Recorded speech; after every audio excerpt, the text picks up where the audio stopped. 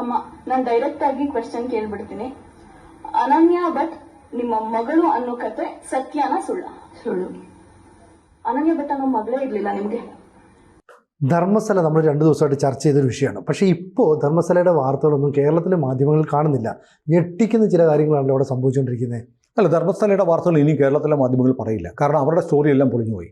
കാരണം ഇപ്പോൾ നമ്മൾ ഈ സംസാരിക്കുന്ന ഈ നിമിഷം ധർമ്മസ്ഥലയിലെ ശുചീകരണ തൊഴിലാളി എന്ന് പറഞ്ഞൊരു മുഖംമൂടി വെച്ച ഒരാൾ, അയാളാണല്ലോ പറഞ്ഞത് ഞാൻ 100 കണക്കിന് പെൺകുട്ടികളുടെ ജഡം കുഴിച്ചിട്ടു, സ്ഥലം കാണിച്ചു കൊടുത്തു, അവിടെ കുഴിച്ചു. 100 പിന്നെ 1000 2000 ഒക്കെ 1000 2000 വരെയൊക്കെ അൽ ജസീറ വരെ റിപ്പോർട്ട് ചെയ്തില്ലേ? ഏഷ്യാനെറ്റൊക്കെ എന്തൊരാഘോഷമായിരുന്നു ഇവിടെ. പക്ഷേ ഏഷ്യാനെറ്റിൻ്റെ കർണാടകയിലെ ഏഷ്യാനെറ്റ് ഉണ്ട്, സുവർണ, നേരെ തിരിച്ചാണ്. ഇത് കള്ളത്തരാണ് എന്ന് പറഞ്ഞുള്ള എല്ലാ തെളിവുകളും എല്ലാ ദിവസവും ഏഷ്യാനെറ്റ് ഹാജരാക്കുന്നുണ്ട്. ഇവിടെ റിപ്പോർട്ടർ, 24, ഏഷ്യാനെറ്റ് എല്ലാവരും ധർമ്മസ്ഥല എന്ന് പറഞ്ഞുകൊണ്ടിരിക്കുകയായിരുന്നു. ഇപ്പോൾ മുഖംമൂടി വെച്ച ഒരുത്തൻ വന്ന് പറഞ്ഞു ഞാൻ ഇത്രയും ജനങ്ങൾ കുഴിച്ചിട്ടു എന്ന് പറഞ്ഞവനെ ഇപ്പോൾ കർണാടകയിലെ പ്രത്യേക അന്വേഷണ സംഘം അറസ്റ്റ് ചെയ്തു എന്ന് മാത്രമല്ല, ഇന്ത്യൻ ശിക്ഷാ നിയമം 209, 227, 229 വകുപ്പുകളനുസരിച്ച് ചാർജ് ചെയ്ത് കോടതിയിൽ ഇപ്പോൾ ഹാജരാക്കാൻ പോവുക. കാരണം വ്യാജ ആരോപണം, ഇത് സെക്ഷൻ 209 വ്യാജ ആരോപണം ഉന്നയിച്ചു എന്നൊക്കെ പറഞ്ഞ് പിന്നെ അന്വേഷണത്തെ അട്ടിമറിച്ചു. ശരിയായ അന്വേഷണം നടക്കേണ്ട കേസിനെ വഴിതെറ്റിച്ച് സർക്കാരിൻ്റെ 30 ലക്ഷം രൂപയോളം ചെലവഴിച്ച് ഇയാൾ കാണിച്ച 17 പോയിന്റുകളും അതിൻ്റെ 2 അനക്ഷറും ഉൾപ്പെടെ 19 സ്ഥലത്ത് 80 അടി നീളത്തിലും 30 അടി ആഴത്തിലും വരെ കുഴിപ്പിച്ച് വലിയ കോലാഹലം ഉണ്ടാക്കി രാജ്യത്ത് മുഴുവൻ ഇന്ത്യയിലെ ഏറ്റവും പ്രശസ്തമായ ഒരു ക്ഷേത്രത്തെ അപകീർത്തിപ്പെടുത്താനുള്ള ശ്രമം നടത്തിയ സാക്ഷിയായി ചമഞ്ഞു വന്നവനെ ഇപ്പം അന്വേഷണ സംഘം അറസ്റ്റ് ചെയ്തിരിക്കുന്നു. കള്ളത്തെളിവുണ്ടാക്കി വ്യാജം പറഞ്ഞു എന്ന പേരിലാണ്. എന്തൊക്കെ വ്യാജങ്ങളാണ് കർണാടകയിൽ നടന്നുകൊണ്ടിരുന്നത്. അപ്പോൾ നോക്കൂ, എല്ലാവരും വന്ന് കളിയാക്കുക. ഹിന്ദുക്കൾ പോലും വിശ്വസിച്ചു ചിലപ്പോൾ നേരായിരിക്കുന്നു. ധർമ്മസ്ഥല എന്ന് പറയുന്നത് ഒരു വലിയ ക്ഷേത്രം. ആ ക്ഷേത്രം എന്ന് പറഞ്ഞാൽ ഒരുപാട് ചാരിറ്റി പ്രവർത്തനങ്ങൾ ചെയ്യുന്ന മെഡിക്കൽ കോളേജുകൾ, വിദ്യാഭ്യാസ സ്ഥാപനങ്ങൾ, അങ്ങനെ ആളുകൾക്ക് ബ്ലേഡ് മാഫിയയിൽ നിന്ന് ആളുകളെ രക്ഷിക്കാൻ സാമ്പത്തിക ധനസഹായം ഒക്കെ നടത്തുന്ന ഒരുപാട് പദ്ധതികളുള്ള ഇന്ത്യയിലെ ഏറ്റവും പ്രധാനപ്പെട്ട ക്ഷേത്രം. അതിൻ്റെ പ്രത്യേകത, ഈ ക്ഷേത്രം ജൈനമതക്കാരുടേതാണ്.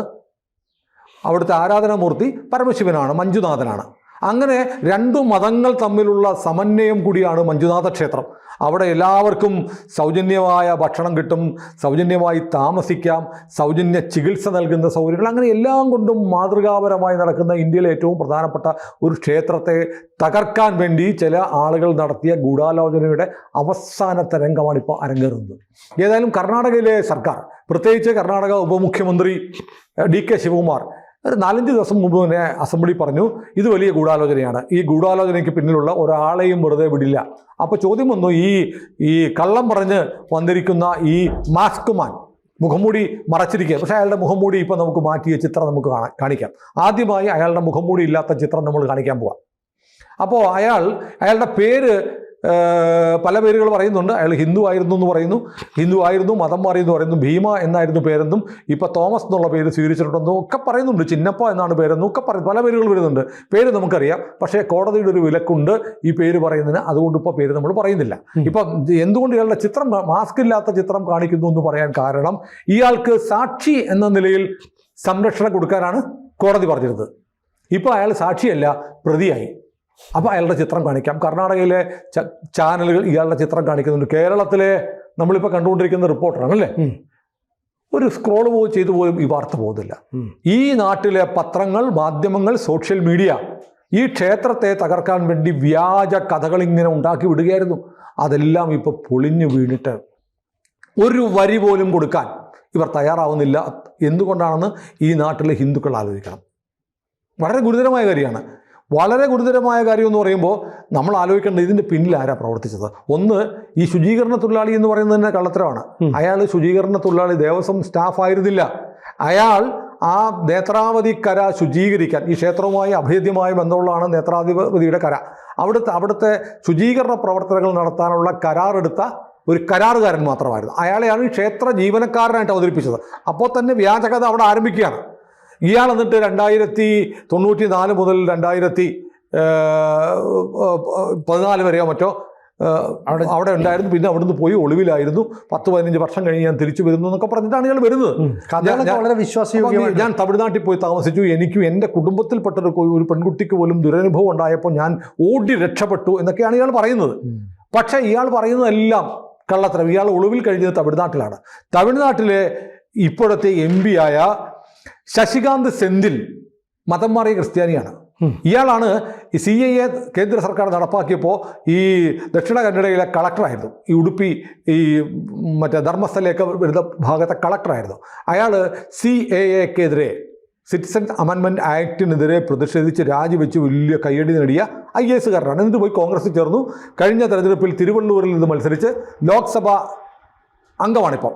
ഇയാൾ നേരത്തെ കളക്ടറായിരുന്ന സമയത്ത് തന്നെ പോപ്പുലർ ഫ്രണ്ടുമായിട്ടും SDP ആയിട്ടൊക്കെ വലിയ അടുത്ത ബന്ധമുണ്ടായിരുന്ന മതം മാറ്റ ലോബിയുടെ ഹിന്ദുവിനെതിരെ തീവ്ര മുസ്ലിമുകളെയും ക്രിസ്ത്യാനികളുടെ ഒരു വിഭാഗത്തെ ഇവാഞ്ചലിസ്റ്റുകളെ ഒന്നിപ്പിച്ചു കൊണ്ടുപോകുന്ന ലൈനായിരുന്നു ഇയാൾക്കുണ്ടായിരുന്നത്. അതുകൊണ്ട് തന്നെ ഇയാൾക്കെതിരെ ഹിന്ദു സംഘടനകൾ വലിയ പ്രതിഷേധങ്ങളൊക്കെ നടത്തിയിട്ടുണ്ട്. ധർമ്മസ്ഥലയിൽ ഒക്കെ ഇയാൾക്കെതിരെ വലിയ പ്രതിഷേധമൊക്കെ ഉണ്ടായിരുന്നു. അതുകൊണ്ട് ഈ ക്ഷേത്രത്തെ നശിപ്പിക്കണം എന്നുള്ള ഒരു പദ്ധതി ഇയാളുടെ തലയിൽ വന്നു. ഇയാൾ MP ആയിരിക്കുന്ന തമിഴ്നാട്ടിലാണ് ഇയാൾ പോയി താമസിച്ചത്. ഈ ശുചീകരണ തൊഴിലാളി താമസിച്ചിരുന്നത്. അവിടെ നിന്ന് നമ്മൾ ഇന്നലെ പറഞ്ഞു മഹേഷ് ഷെട്ടി തിബറോഡി എന്ന് പറയുന്ന ആൾ ഒരു പഴയ സംഘപരിവാറുകാരനായിരുന്നു, പറയാത്ത തരമില്ല. പക്ഷേ ഇപ്പോഴും സംഘപരിവാറാണെന്ന് കാണിക്കാൻ ഇയാൾ കാവി ഷോളൊക്കെ പുതച്ചാണ് നടക്കുന്നത്.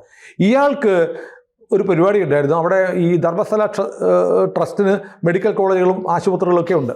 അപ്പോൾ അവിടുത്തെ കുറേ ഭൂമി ധർമ്മസ്ഥല ക്ഷേത്രത്തിൽ എന്ന പേരിൽ ഇയാൾ ഇടനിലക്കാരുടെ ഈ ഭൂമി വാങ്ങുന്ന ഒരു പരിപാടി നടത്തി. കുറേ പണമൊക്കെ മുടക്കി നടത്തിയത്.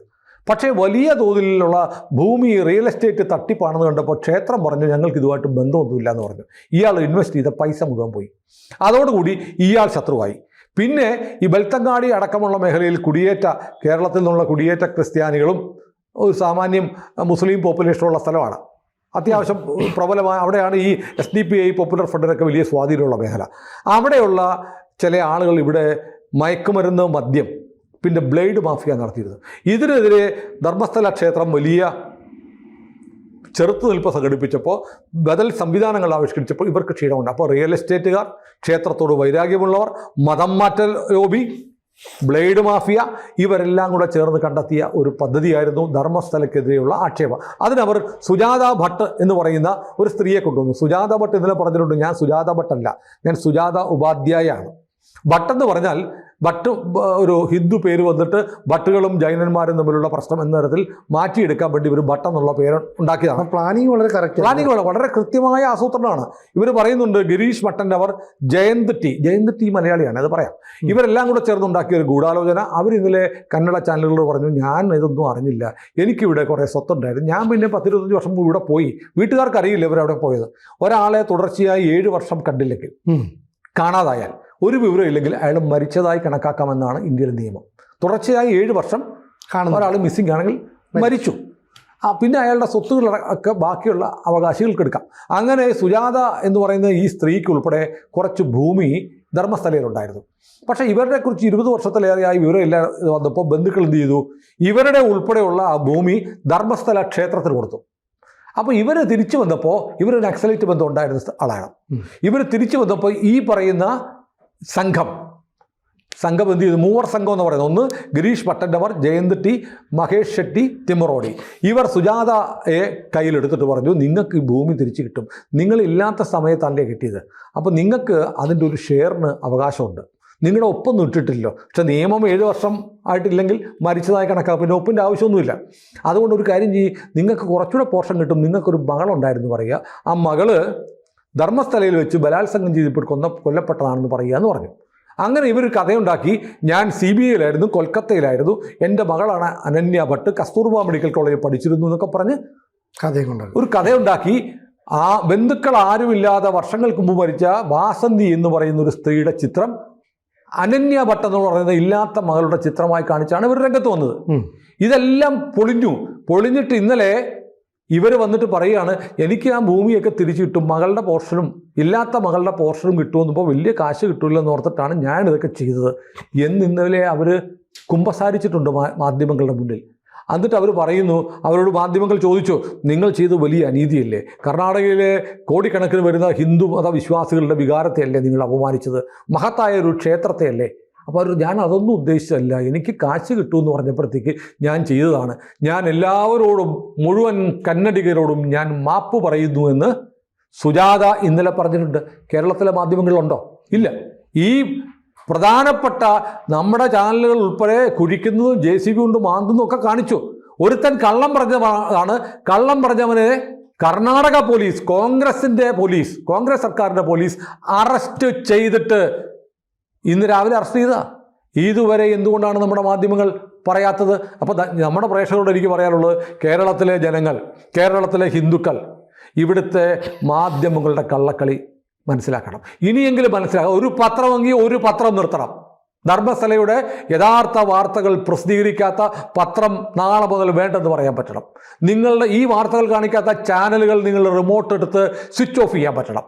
നിങ്ങളുടെ ഒരു പ്രശ്നം വരുമ്പോൾ നിങ്ങൾക്ക് വേണ്ടി വർത്തമാനം പറയാത്ത നിങ്ങളെ സംരക്ഷിക്കേണ്ടതേ. പക്ഷേ നിങ്ങളെ അപമാനിച്ച് വാർത്ത കൊടുത്തിട്ട് ആ പറഞ്ഞ വാർത്ത കളവാണെന്ന് പറയുമ്പോൾ അതിന് സത്യമെങ്കിലും പറയണ്ടേ? അതെങ്കിലും ചെയ്യാത്ത മാധ്യമങ്ങളിലേക്ക് നിങ്ങൾ എന്തിനാണ് കണ്ണുമിഴിച്ച് നോക്കിയിരിക്കുന്നത്? അതുകൊണ്ടാണ് വലിയൊരു സമൂഹം ഇപ്പോൾ പത്രത്തിൽ നിന്ന് ചാനലൊക്കെ മാറിയിട്ട് ഓൺലൈൻ മാധ്യമങ്ങളിലേക്ക് ശ്രദ്ധ കേന്ദ്രീകരിക്കുന്നത്. നമുക്ക് താഴെ വരുന്ന കമൻറ്റുകളിൽ നിന്ന് മനസ്സിലാവുന്നുണ്ട്. പക്ഷേ വേറെ കാര്യമുണ്ട്. അതുകൊണ്ട് മാത്രം കേരളത്തിലെ ഹിന്ദു പഠിക്കത്തില്ല. വടക്കേ മറ്റെല്ലാ സംസ്ഥാനങ്ങളിലെയും ഹിന്ദു കാര്യങ്ങൾ മനസ്സിലാക്കുന്നു. ഹിന്ദുക്കൾക്ക് നേരെ ആസൂത്രിതമായി ആക്രമണം നടത്താൻ, ഹിന്ദുവിൻ്റെ ക്ഷേത്രങ്ങൾ, സംസ്കാരം, വിശ്വാസം, ഈശ്വരാരാധന ഒക്കെ തകർക്കാൻ സംഘടിതമായ നീക്കം കേരളത്തിൽ ഉൾപ്പെടെ ഇന്ത്യയിലെ പല ഭാഗങ്ങളിൽ നടക്കുന്നു. ചെറിയ ക്ഷേത്രമൊന്നുമല്ല ധർമ്മസ്ഥല. 1,50,000 പേർക്ക് ഭക്ഷണം കൊടുക്കുന്ന ക്ഷേത്രമാണ്. അപ്പോൾ ആ ക്ഷേത്രത്തിൻ്റെ വലിപ്പം ഒന്ന് ആലോചിച്ച് നോക്കി. അതിനെ തകർക്കുക എന്നുള്ളത്, അതിനെ തകർത്ത് കഴിഞ്ഞാൽ, ധർമ്മസ്ഥലയെ തകർത്താൽ നാളെ തിരുപ്പതി, പിന്നെ പഴനി, പിന്നെ മധുര, പിന്നെ ശബരിമല, പിന്നെ ഗുരുവായൂർ, പിന്നെ ശ്രീപത്മനാഭസ്വാമി ക്ഷേത്രം എല്ലാത്തിനും എതിരെ കൊണ്ടുവരാം. കുറെ കാലമായി ശ്രീപത്മനാഭനെതിരെ പറയുന്നില്ലേ?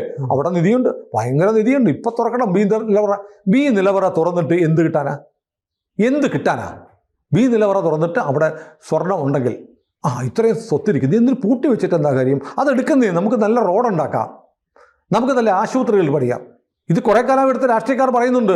ഇപ്പോൾ ഒരു അജണ്ടയാണ്, ആദ്യം ബി നിലവറ തുറക്കണം, അത് കഴിഞ്ഞിട്ടോ ബി നിലവറയിലെ സ്വത്തുക്കൾ ഇങ്ങനെ പൂട്ടി വെച്ചിരിക്കുന്നത് എന്തിനാ?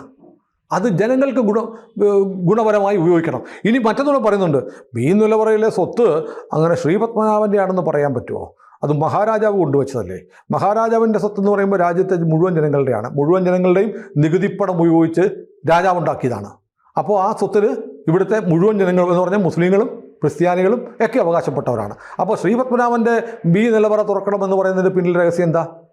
ആ സാധനം എടുത്തിട്ട് മുല്ലാമാർക്ക് പെൻഷൻ കൊടുക്കണം, മദ്രസ അധ്യാപകന് പെൻഷൻ കൊടുക്കണം, അല്ലേ?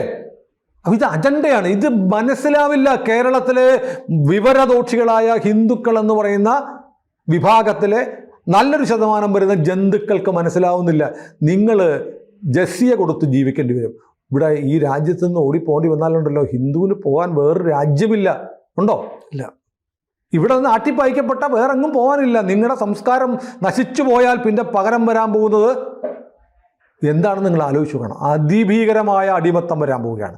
അതിൻ്റെ ഒരു പരീക്ഷണമാണ് ധർമ്മസ്ഥലയിൽ നടന്നത്. ഒരു വലിയ ക്ഷേത്രത്തിനിടയിൽ വലിയ സ്വാധീനമുള്ള, വലിയ സാമ്പത്തിക ഭദ്രതയുള്ള ഒരു ക്ഷേത്രത്തിനെതിരെ ഇത്ര സംഘടിതമായ ആക്രമണം നടത്താമെങ്കിൽ ചെറിയ ക്ഷേത്രങ്ങൾ പൂ പറിക്കുന്ന ലാഘവത്തോടെ നുള്ളിയെടുത്ത് കളയാം. ഇത് ഒരു പാഠമാവണം. പക്ഷേ നമുക്ക് ഖേദിക്കാനുള്ളത്, ഇവിടുത്തെ മാധ്യമങ്ങളുടെ തനി നിറം ഇപ്പോഴെങ്കിലും മലയാളി മനസ്സിലാക്കുന്നില്ലെങ്കിൽ, അല്ലെങ്കിൽ നമ്മുടെ ഈ വീഡിയോ കണ്ടിട്ട് മിനിമം ഒരാളെങ്കിലും തൊട്ടടുത്ത മാധ്യമ സ്ഥാപനത്തിൽ ഏഷ്യാനെറ്റിലോ റിപ്പോർട്ടറിലോ കൈരളിയിലോ പിന്നെ ഏതാ ഉള്ളത് 24 വിളിച്ചിട്ട് നിങ്ങൾ എന്തുകൊണ്ടാണ് ധർമ്മസ്ഥലയിലെ പുതിയ വാർത്തകൾ പറയാത്തത് എന്ന് ചോദിക്കുന്നില്ലെങ്കിൽ, ചോദിക്കാത്ത നിന്റെ ചാനൽ ഇനി കാണുന്നില്ല എന്ന് പറയുന്നില്ലെങ്കിൽ, ഹിന്ദു പോയി കെട്ടിത്തുങ്ങിച്ചാവുന്നതാണ് നല്ലത്.